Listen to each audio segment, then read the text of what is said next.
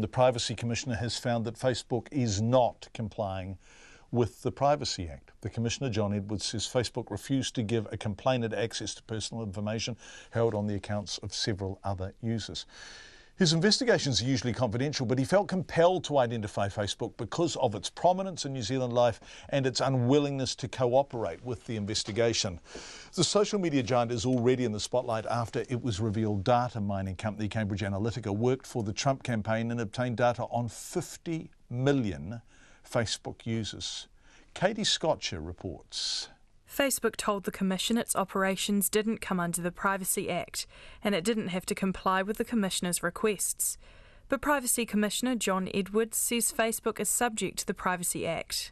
It has the accounts and personal information of 2.5 million New Zealanders. It will tell you where to get a cup of coffee when you get off the plane in Rotorua, and it will tell you where your friends have been in that place. It is an agency that's in New Zealand, so it has to comply with the same rules as every other agency. Mr Edwards says because Facebook ignored his request for information, he was unable to resolve the complaint.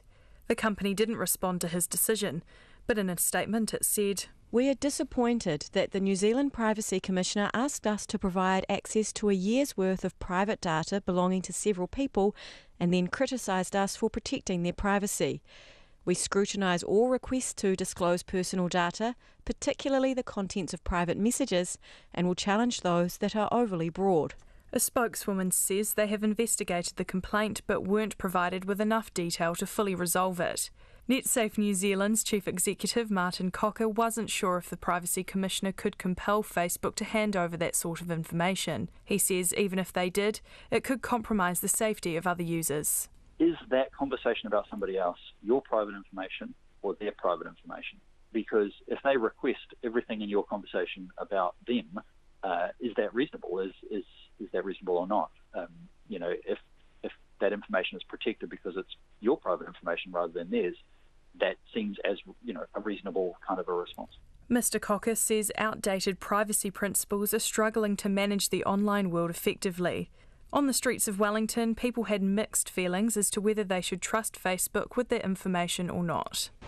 I always turn on the highest of privacy settings that I can. I just know that it uses kind of data to target me for marketing things, and I just don't like that. I don't put anything at all on Facebook that I don't care if the whole world finds out about. Then it doesn't affect me in the slightest. I have a policy where I don't put anything on there that I wouldn't be comfortable with my grandmother seeing. There's been sort of mass data gathering on a sort of mass scale, and we don't really know what they seem to be doing with it. So, yeah, it's a little bit of a worry. This week, Andrew Little's new privacy bill, which is a rewrite of the 1993 Act, will have its first reading. It could allow the Privacy Commissioner to make binding decisions on complaints about access to information and issue compliance notices to companies like Facebook who are found to not be complying with New Zealand law. For Checkpoint, call Katie Scotcher Tēnei.